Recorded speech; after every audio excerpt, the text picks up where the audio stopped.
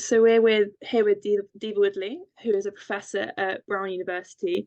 Her research covers media and communication, political understanding of economics, race, and social movements, and focusing on the public discourse surrounding social and economic issues and how these influence democratic practice and public policy. And she is also the author of two books, I think, Reckoning, Black Lives Matter and the Democratic Necessity of Social Movements, and The Politics of Common Sense, How Social Movements Use Public Discourse to Change Politics and Win Acceptance. So could you start by talking through the process of writing your most recent book and how you kind of came to your main arguments for the book? Sure. First of all, thanks so much for the interest in my work, and I'm excited to kind of be here with you and yeah, I'll learn with you today. So, how did I come to writing the book Reckoning? Well, one, I'm a scholar of social movements. So, my first book is also on social movements, the marriage equality movement and the living wage movement in the mid 90s, from their emergence through the early 2000s. And I had planned to write a second book on economic discourse, which I still plan to write one day, called What We Talk About When We Talk About the Economy. And as I was sort of doing research for that book, videos of police and vigilante killings of Black people in the United States and globally, but mainly in the United States, started circulating online. And the social movement response to those circulating videos started to happen. And so I had several reactions. One was a reaction as a person, right, as a Black woman, as the mother of Black children, and the spouse of a Black man.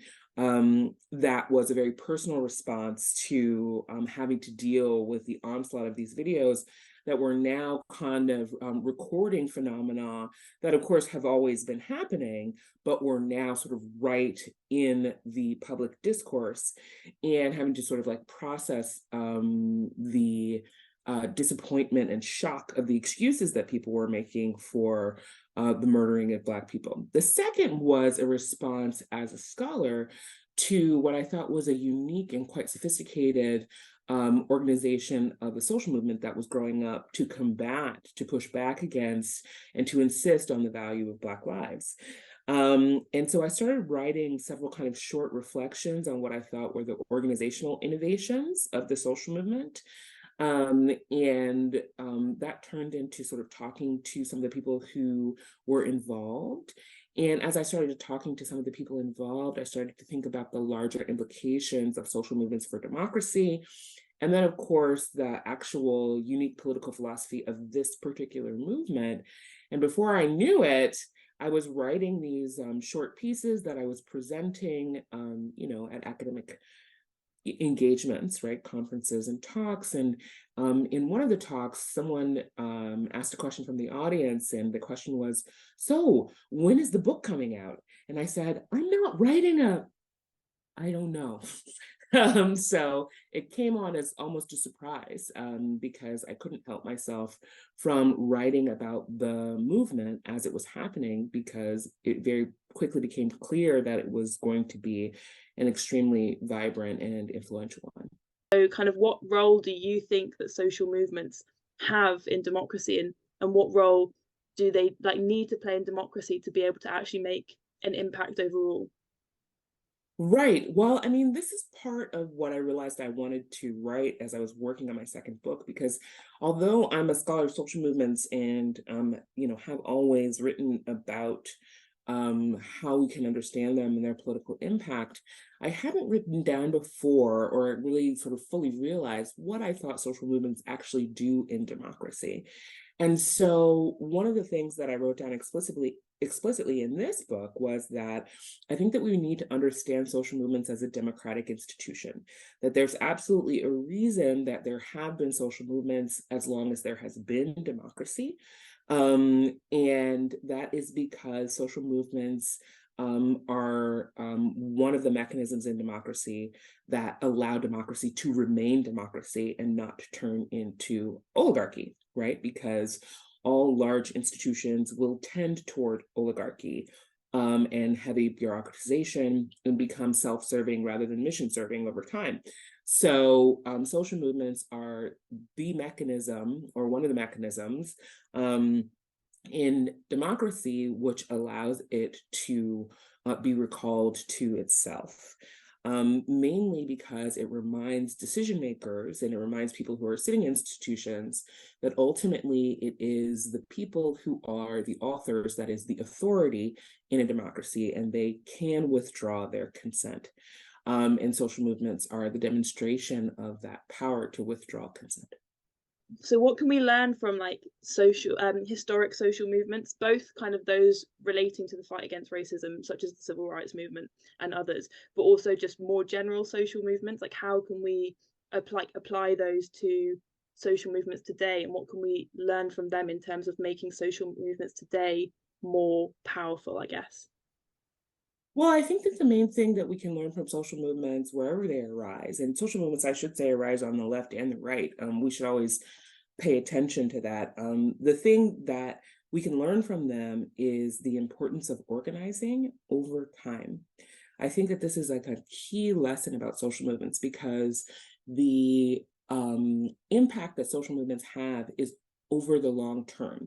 It's not actually something that shows up from one election cycle to the next, right? We might see sort of changes, right? Moving the needle, electing a person, getting a policy passed. But in terms of the long-term impact of changing common sense, of changing people's understanding of, who needs to be accountable, and what kinds of institutions are needed to represent people, that kind of thing happens over a long period of time. And often social movements have their greatest impact over as much as a generation or more, right? So the thing that really matters about social movements and democracy is this phenomenon called organizing.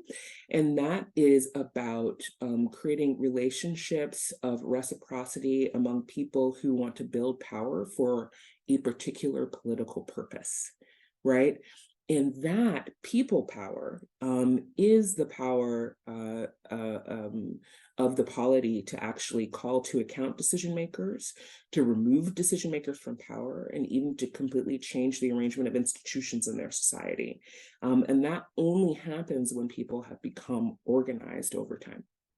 The UK perspective, I feel like there was a massive increase in prominence and momentum after the murder of George Floyd in 2020, with like social media, everything. And I certainly in the UK, there was hundreds of protests about it, and there was a massive momentum.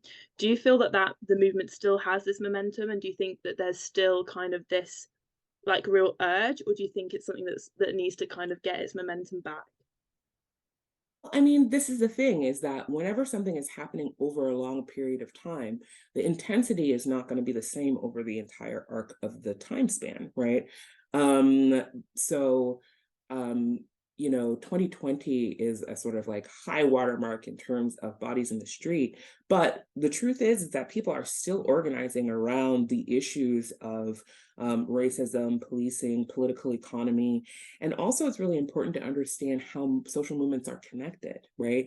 It's no accident that you see surges in racial justice activism, then you see a labor wave, then you see, right, like then you see environmental protests, like all of these things are connected. We're in a cycle of protest where people are taking the lessons that they learn on different issue areas, and often literally the same individuals are involved, right, in these different pushes to try to shape society, right? Because we are at what social scientists call a critical juncture. That is, we're at the beginning of a new century in which the terms which this century will be lived on, right? That means the things that we think of as necessary and proper, the policies that are adopted, the institutional arrangements that we endure and live under, those things are up for negotiation right now. And so people are getting organized to try to put pressure on a bunch of different aspects of society, right? And the sort of intensity with which people push on different nodes, right, different aspects of that is going to shift over time. But rest assured that the energy, right, that people have, the determination they have, the urgency that they have to change society for the better, to overcome some of the 20th century issues around race, gender, sexuality, and economy that have bedeviled us since the 20th century, that hasn't died down at all, and it will continue. And we'll see more peaks, right, until there's some kind of threshold moment where we can sort of measure the change. Article that you wrote, you described how like the Black Lives Matter movement is neither a new social movement or like an old style or like traditional social movement. And like, could you maybe explain a bit more about this and how the movement kind of works in both cultural and policy spaces and kind of how it operates? Sure, absolutely. So in the social movements literature, there was for a long time, although I think that this is less emphasized than it once was, but there is this distinction between what are considered traditional social movements. These are usually thought of as sort of early 20th century class-based movements, but not only, that have hierarchical structures and are centered in organizations, right? Like that's supposed to be the traditional social movement structure. And then there are new social movements, and these new social movements are really, people started talking about that in the 1980s and the 1990s, and these were considered more lifestyle movements, right? These movements were sort of more horizontally structured. They did not necessarily have organizations. They talked a lot more about culture and personal reformations, right, of people's lives. Whereas the Black Lives Matter movement and most 21st century movements don't fit either of these bills, right? And the Black Lives Matter movement in particular works in terms of both culture and institutions. It both has organizations and is horizontally and structured, or at least more horizontally structured than a traditional kind of national organization structure. It really values both policy work and arts and culture. And that's because we know that political change, social change, and economic change are all wound up together. You actually have to be pushing on all of those fronts in order to get results on any of those fronts. And so this particular movement works in what I call a kind of semi-federated structure, which is to say that the Movement for Black Lives, at least, works so that they have like sort of tables. So there are tables of expertise, an organizing table, a policy table, right? And representatives from organizations that are affiliated and individuals who have expertise come together, and they make decisions about the things that the movement might do together in terms of national campaigns like the Mama's Day bailout, or in terms of sharing resources, right? For example. Yeah, so it's like the movement for Black Lives is like a kind of umbrella organization for like lots of different organizations. Is that right? Many different organizations. Yeah, That's yeah, right. So organizations retain their autonomy, right? yeah. And their expertise, right? That's the point, is that organizations arise in particular regions or on particular topics, and they have particular expertise, and they know what they're doing in those terms, right? So if they're doing maternal mortality, right, they have particular expertise about that. If they are doing environmental justice in the Gulf region, right, in the southern United States, they have expertise about that. So the movement doesn't want to sort of dictate what their campaigns are going to be in terms of their expertise, but to the extent that there should be a national focus, right, on something, right? So, for example, ending cash bail, right, or something like this, which is in the United States phenomenon. If you are arrested and you're in jail before you're convicted, in all states except Illinois, which just happened, the judge can set an amount that you have to pay to be released out of jail until your trial time. I don't think it's quite the same in the UK, but this cash bail process basically keeps poor people in jail before they've been convicted of a crime. Yeah. And so one of the things that movement has organized around is campaigns to end cash bail. So far, that's been successful in one state, the state of Illinois, where the city of Chicago is.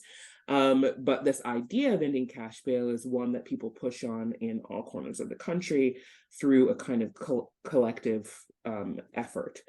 However, people have different kind of regional campaigns and substantive expertise that they push on through their organizations or in their regions that are not dictated by any national organization. Yeah. So what sort of challenges are there then for these kind of umbrella organizations in terms of kind of creating an overall impact whilst also trying to kind of push their own agendas? How do they sort of collaborate and coordinate, and how do they what challenges might they face? Well, I mean, organizing people is always a challenge, right? And kind of agreeing on the things that we are going to do together, as opposed to the things that may be on the agenda of my particular organization. That's always a complicated prospect, right? And then there's the part about sharing resources, right? Like how will we, and how will we distribute resources across organizations that are not formally affiliated with one another, right? So basically that's a question of sharing, right? Are we going to share, and to what extent, and for what purpose? So, I mean, it's all the sort of regular challenges that one might have in terms of trying to, create collective action among many disparate groups. But, one of the things about movement, whether it's an umbrella organization or just the movement as a whole, is that that touch point phrase, Black Lives Matter, is really important one, right? That people can and do come back to in terms of a centering force. And unfortunately, one of the things that states, certainly American state actors, but state actors all over the globe, keep proving is that that's a fight that is very important to have everywhere. And it's impossible to forget, because the devaluing and destruction of Black life is something that state actors are really good at carrying out, unfortunately. Kind of role does social media have in aiding social movements, and what challenges have arisen with the rise of social media? Well, for movements as well as for anything else, social media is a plus and a minus. On the one hand, it's an instantaneous form of communication, which is amazing, right? It's excellent in terms of being able to communicate what's happening in a particular place from a perspective that doesn't have to go through mainstream journalism filters, for example. But that can also be a minus, because people can spread lies, right? And have big personal fights that are not necessarily movement related online, right? And they become the focus instead of the work. So it comes with all the kinds of pluses and minuses, as social media does for everyone, right? But it does provide a coordinated capacity that is unprecedented. And it's one of the reasons that the movement is not only sort of prominent international, but is actually transnational, right? Like there are Black Lives Matter movements or movement organizations in at least a dozen countries. And then there are also people who maybe are fighting their own fight, maybe they're fighting for the indigenous people of their own country or the racial minority in their own country, but who are in communication with and sharing sort of tactics with and policies ideas with people who are in movement, in the United States. So, I keep continually being surprised by the connections between anti-carceral movements, racial justice movements, environmental justice movements, in America, in the UK, in Canada, in Brazil, in Turkey, places that I would not necessarily expect. What other tactics, other than, for example, social media, has the movement for Black Lives particularly drawn upon, and like how has that achieved progress? What sort of things have they been able to do with those tactics? Well, in the United States in particular, because we have a federated system, one of the things the movement has been really good at is targeting local power. So one of the tactics I think that's been most successful in the Black Lives Matter movement is ousting district attorneys that is local juridical authorities who are regressive and who collude with police to cover up their crimes, for example. That's been a tactic that's been unexpectedly successful in the United States, so much so that now you have organized pushback from the right wing to try to make some of these offices that had always been elected no longer elected positions, because the movement has been so good at targeting them. So there's so there's a lot of sort of tactics and techniques that have been developed in targeting local politics that have been extremely successful. This is also including changing local distribution of funds in terms of non-carceral programs, right? So emergency services that don't send police, for example, have become a lot more popular in the United States than they were pre-2020. This has unfortunately not actually resulted in the defunding of the police, but it has resulted in the funding of these alternatives, which for people who are, policy people, it helps to build up a body of evidence, right, that these responses are actually quite effective. So it provides a place to push from for more extensive measures going forward. And then, so how can we kind of expand that quite local scale, like action onto a much, bigger scale? Obviously, like the local actions will kind of build on each other to kind of create an overall impact, but how else can we kind of focus on the broader scale to kind of create like perhaps global change? Well, I mean, global change is a series of local changes, right? But also that creates a kind of tide or threshold, right? So you have, and here's the thing, is that every country is different. So the pressure points in the UK are going to be different than they are in the United States, because the United States is a federated system and the UK is not, right?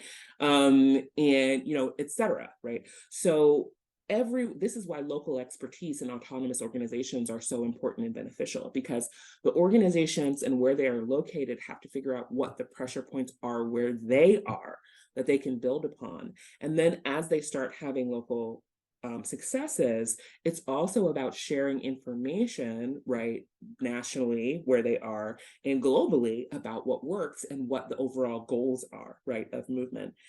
It's also important in terms of national or global change to really think about culture, right? To really think about not only policy change, which is very important, but is also quite localized, but culture change, which can be much more broad-based, right? So if you think about, for example, talking about something like abolition, right? And thinking about like, how do we increase the cultural profile of this concept, right? So that it becomes a concept that's available to people all over the world as something that they understand and that they think is possible and that they think is desirable, right? Like that is really important.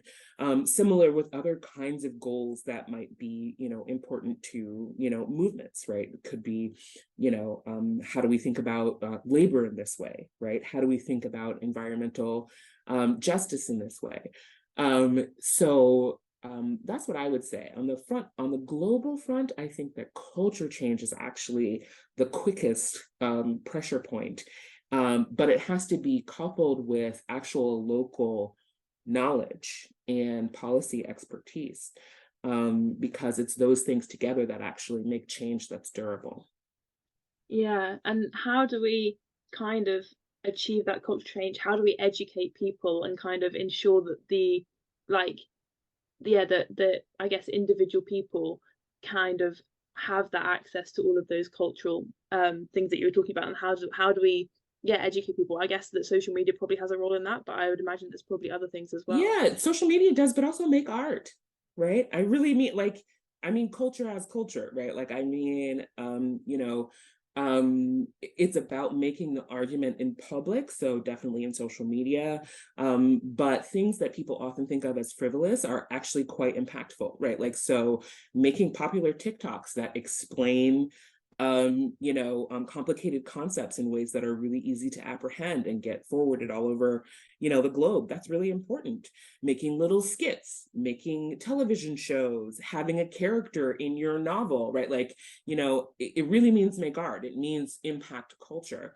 And the art doesn't have to be made for the purpose, right, of this political change, necessarily, in order to incorporate these knowledges, right, to incorporate these ideas that people may want to put into the world because they want it to shape the century that they're going to live in. So that aspect of things is just as political, right? The culture makers is just as political as the sort of policy part of things. It's just a different approach. And the truth is, when you're talking about societal change, political change, economic change, it all matters, right? It all matters. Pushing on all those fronts matter because so many people think of themselves as not political. I'm sure you've had people tell you that, oh, I'm not political, right? But those people are nevertheless imbibing all kinds of ideas about how society should be and then reproducing those ideas, right? And so making sure that the kinds of ideas that you want to shape your century are available to people, that's huge. And that's work for culture makers.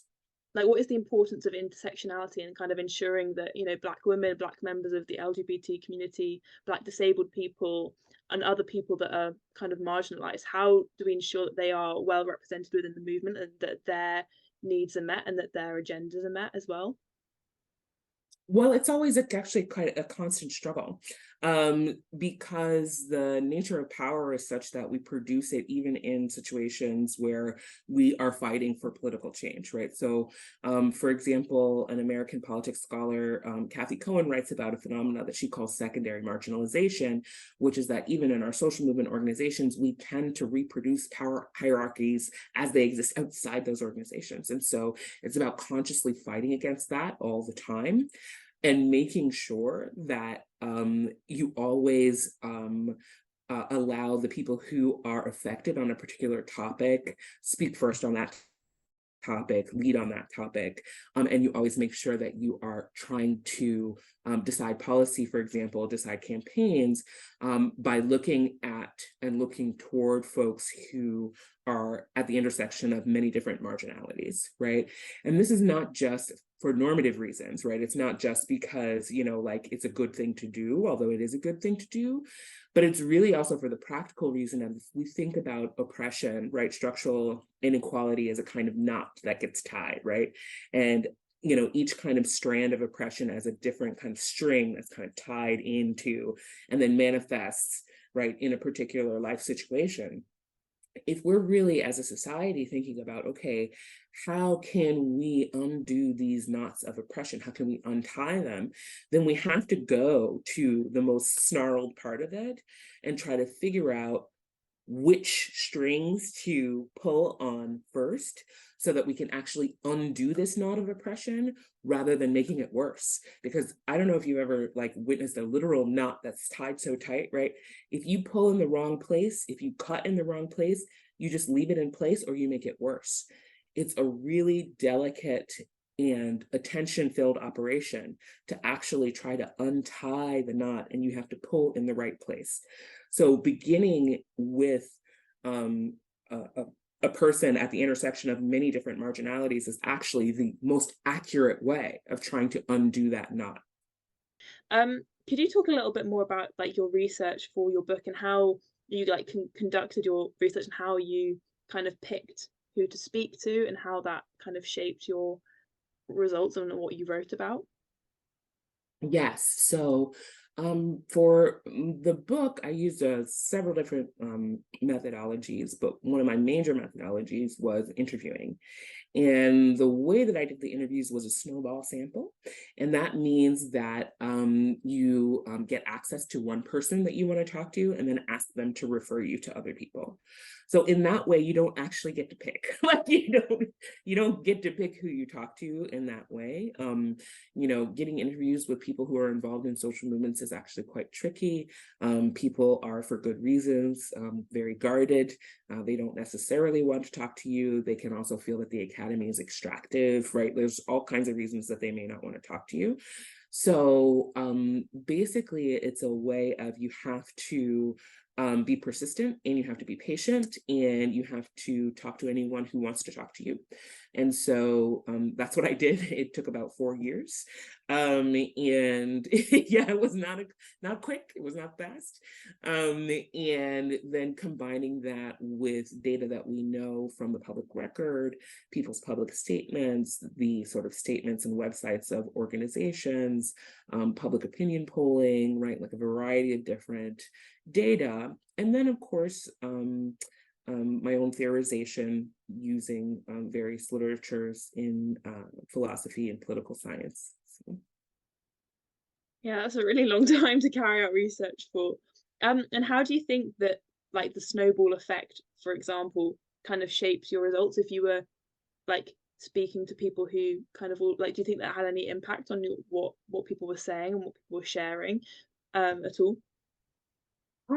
I mean, I think that a snowball sample is always going to be biased toward the people who are willing to talk to people outside movement.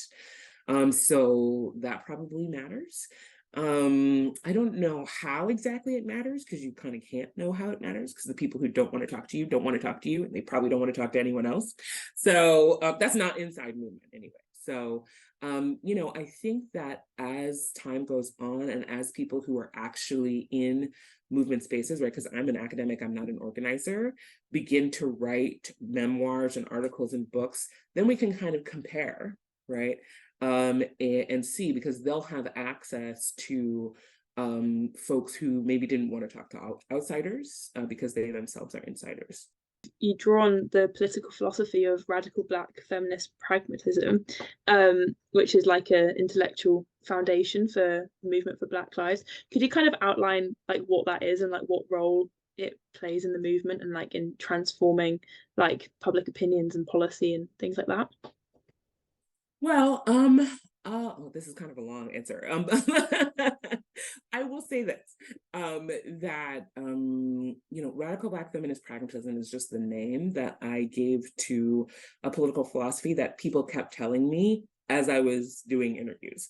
And I should say that even though I did a snowball sample, people were referring me to, and I talked to people who were in a variety of different organizations in different regions of the country who had different sort of expertise. So they were not the same people, right? Like they were not coming from the same organizations, but they kept enunciating really similar principles. And I thought that it was so interesting, that it was so coherent.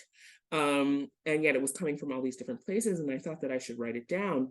And I especially thought that it was like sort of resonant with some of the things that we know and think about in political science and political theory, but also divergent from, in Black studies, right? But also divergent from those things.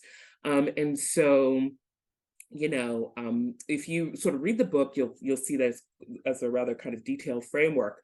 But I will say that what I noticed was that people were really interested in the radical part, right? The radix. And that doesn't mean like fringe political positions. That means instead questioning the root of things, right?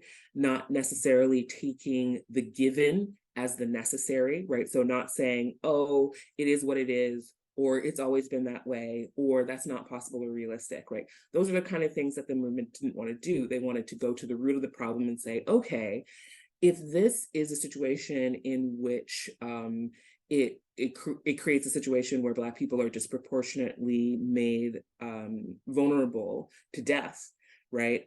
Then maybe we need to reimagine the whole situation, right? Maybe we need to think about safety in a whole different way, because police, for example, don't make me feel safe, right? That is at the radix, the root of the problem.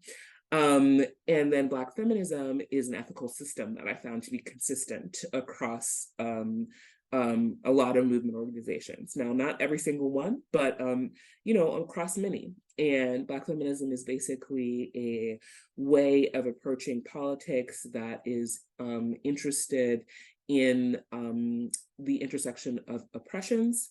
It's interested in lived experience, right? And it's interested in reasoning about politics from the bottom up, right? From an inductive rather than a deductive position. And then the pragmatism part of it was the part I was actually most concerned about in terms of sort of putting that label on it, because how does the radical and the pragmatic go together? And there's still, and I've gotten some pushback for that terminology, right, from movement. But for me, the pragmatic part of it is not about being a moderate, certainly, and it's not about political triangulation, but instead it's philosophical pragmatism, which is this notion that we have to be open to experimentation and iteration, right? That if we are interested in radical solutions, we have to be open to experimenting with implementing them and then revising and trying again, right?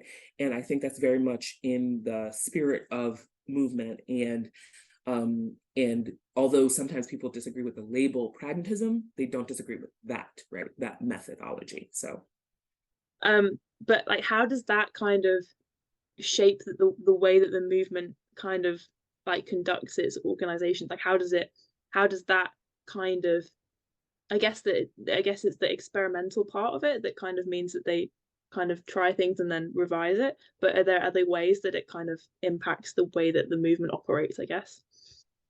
I think it's part of what causes the structure of the organizations to be both autonomous but coordinated, right? So it's that notion that we have to be able to look at the root of these problems, right?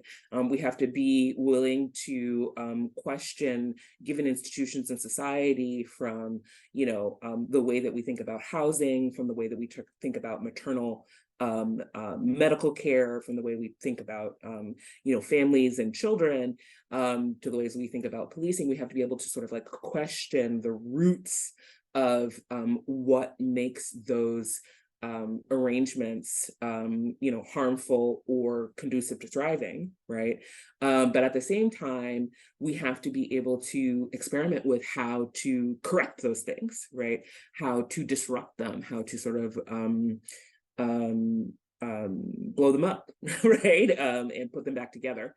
And different organizations will do different things, right? Like, so some people are really interested, or some organizations are really much more interested in disruption, while others are really interested in policy, right? Like, some organizations are going to be really interested in, ways to have direct actions to stop the building of Cop City in Atlanta, for example, or anywhere else that they're proposing to sort of build one, while others are interested in electing young progressive Black officials at the local and national level, right? Like, there's a wide range of activities, and I think that's part of the pragmatism, right? Because everybody is trying to push from where they are. Everybody is trying to iterate, right? And go for the radix of those problems that have been identified in their own way, from their own expertise, and with the resources that they have. And people are willing to learn from their mistakes. So, for example, I don't think that movement will be using a lot of its resources for national elections in 2024. They did use a ton of them for 2020, right?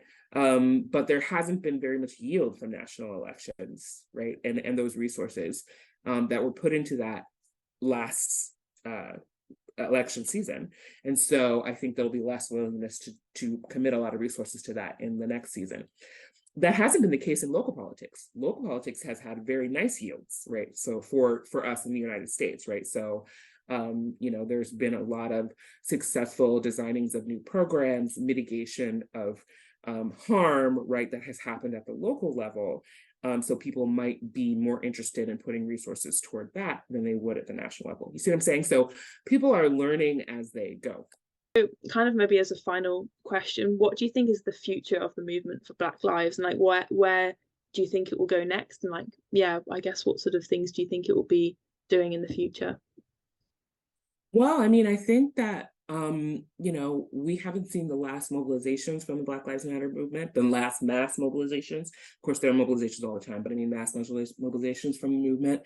But It's also the case that the movement, as time goes on and other social movements develop, becomes more and more intersectional, right? So, for example, the largest and most militant action I think that can be connected with the Black Lives Matter movement in the United States right now is actually in Atlanta, Georgia, around Cop City. And that is a joint like an intersection between environmental justice and anti-carceral and anti-racist movements, right? So I think that that's actually the future, is that these different movement strands, right, that have been sort of building in the 21st century, labor, environment, anti-racist movements, anti-carceral movements, the intersections of those become clearer and clearer, not just theoretically, but actually in political problems on the ground. And I think that as we go forward, we are going to see manifestations of mobilizations and policy work that are about trying to tackle the intersection of these problems and that bring in people from a lot of different strands of movement work.